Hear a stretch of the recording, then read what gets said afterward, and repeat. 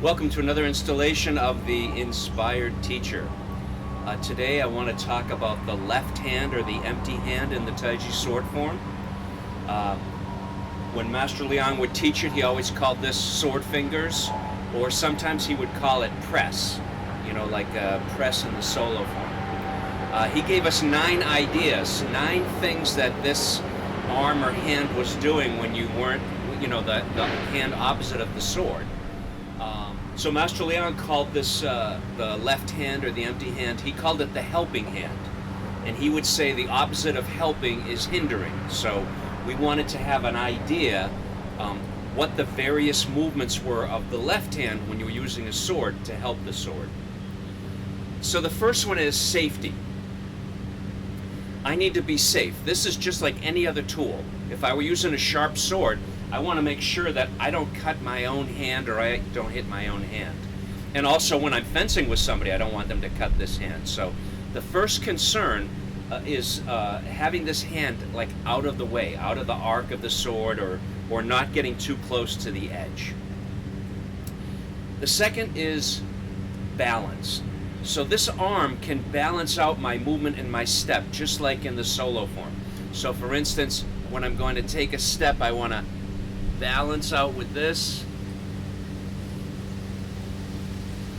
Let this arm help me to balance, or when I'm doing the yaksha searches the sea, I want this one to balance this, or or send the bird into the bush. I want this one to balance this one. A third one is coordination. Sometimes I need to have this arm moving in such a way that it works with the sword. So, for instance, some of the jumps, I want to make sure that this hand is working in unison, or it's either going opposite or with the sword to help me do that movement. Another category is open-close, and Master Liang equated that to Qigong. So all the places where the sword and the hand are coming together is the close, and then the open. And this helps you with your breathing.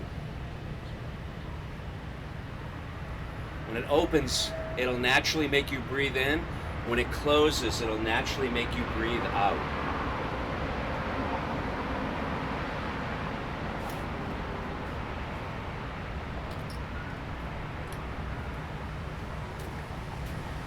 Another category is this hand helps by pushing or pulling. So if I was thinking about my hand, I can help to push the hand that's holding the sword with this hand. Now I'm not going to use all of my palm. I'll just use my fingers, but this is where I would use that press action.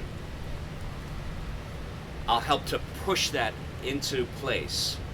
Or the places where you're holding the sword with 2 hands, I'm going to use that to push it into place. You can think like pulling. There's some places where I can pull the sword into place. I'm just going to touch this, but I'm going to use that action and pull the sword into place. So I'm going to help push. Got this pushing help. And this is like pulling.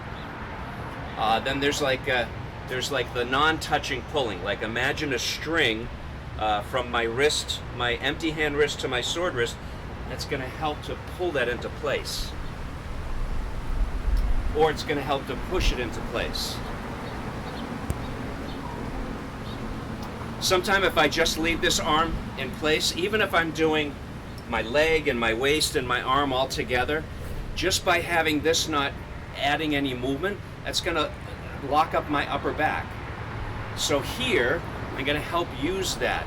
Even if it's a small movement, it's going to help use my whole body.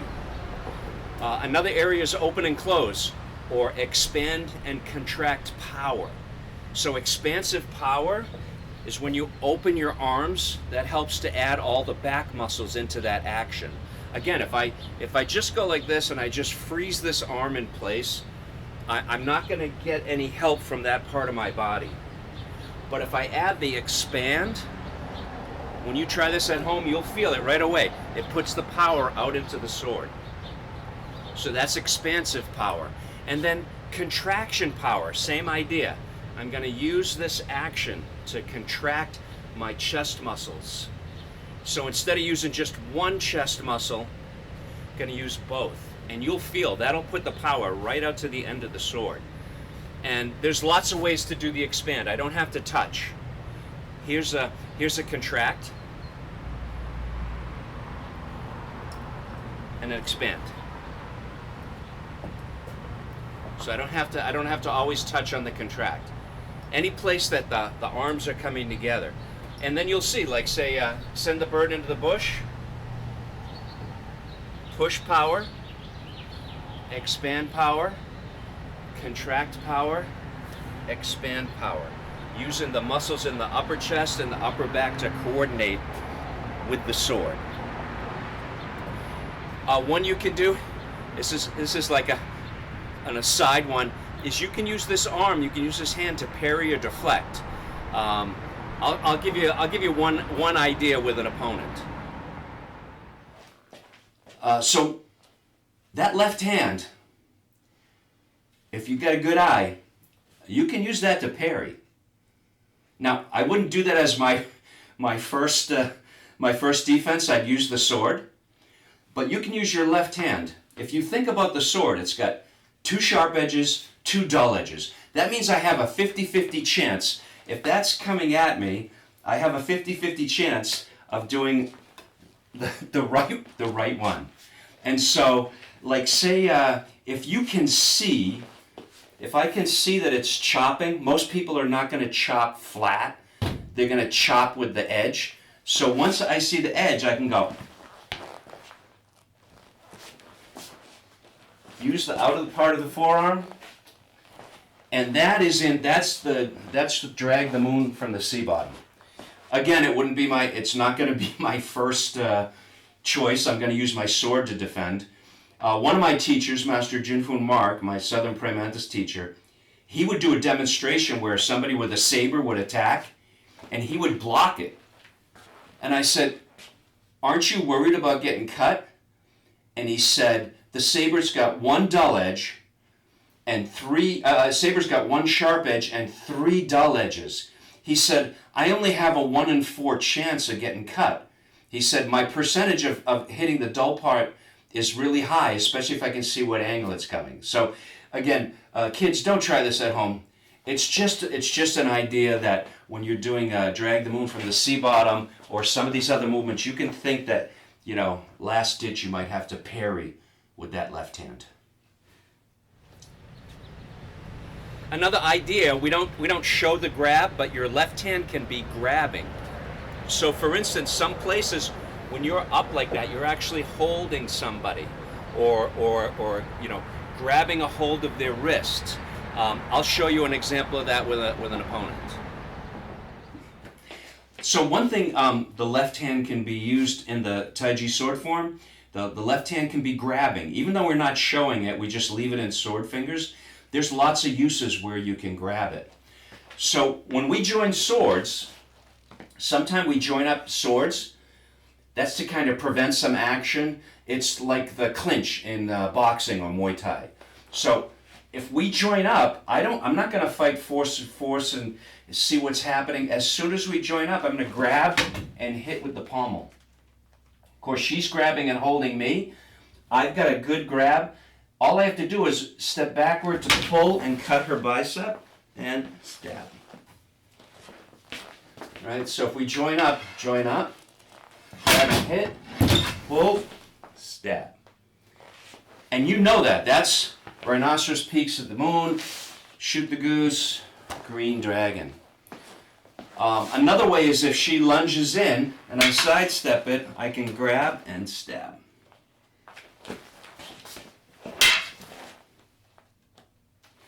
And you know that one, that's a drift with the current. And the last idea that Master Liang taught is that this hand can be hitting. It can be striking. It can be poking. Sometimes he would do like a 2-finger poke. He called that the twin dragon search for the pearls. It's just a fancy way of saying poke somebody in the eye. But he would say that that there are places where the empty hand is doing some kind of a poke, you know, while you're doing your form. So I'll show you an example of that with an opponent. One thing the empty hand can do is it can strike. So say she was to step in and stab at my knee, so I could parry, but I could strike her. I could use a finger, eye, or to throat, or to ear. So that's like your shoot the goose can be like a parry. Like if she were stabbing at my leg, back and then stab before something else happens. Or if you were to stab at my body and I were to go parry, stab. And that's the immortal guiding the road. You know, or you were to cut. So say you were to cut to my body, and then you were to punch with your other hand. I can use that to intercept. Again, the main thing in the sword is the sword, but you got this left hand doing stuff. You want to have it have some options, and you want to have it be intelligent, not just kind of, you know, stuck there the whole time while you're doing all this stuff with the sword. So that gives you it gives you 9 ideas to put some energy or attention in your left arm. You've got safety, balance, coordination, open, close, push, pull, expand, contract. You've got parry or deflect, grab, and strike. If anything, it's just going to help you with balancing out your awareness instead of always just thinking about the sword. Thinking about your whole body. Where is the other hand when you're doing the sword form? To help and not to hinder. So I hope that's a help and not a hindrance. Keep practicing.